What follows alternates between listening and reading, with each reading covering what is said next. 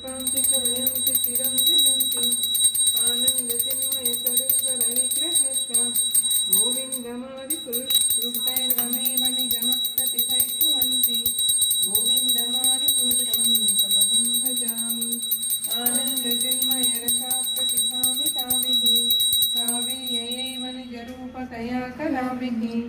गोलोक एव निवसत्य किलात्मभूतो कोटिशतवत्सरसम्प्रतं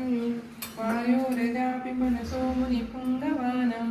सोऽप्यस्ति एकोऽप्यसौ रचयितं जगदण्डकोटिस्थिरस्ति जगत्तं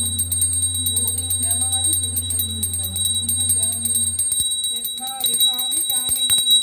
काव्यैव निजरूपतया कलाभिः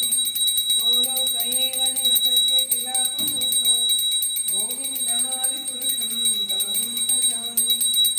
प्रेमाञ्जुनच्छुरितभक्तिविलोचनेन सन्तत्सदैव हृदयेषु विलोकयन्ति यं श्यामसुन्दरमचिन्त्य गुणस्वरूपं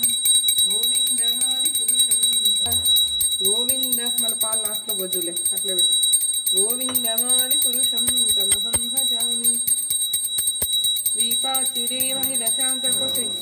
दीपाचिरेव हि दशान्तरमभ्युपेत्यां दीपायिते विवृतहेतुसमानधर्मा यस्तादृगेव हि च विष्णुतया विभाति गोविन्दमादिपुरुषं गोविन्द पाल्वेसे गोविन्दमादिपुरुषं तमहं यस्माद्भवन्ति विभव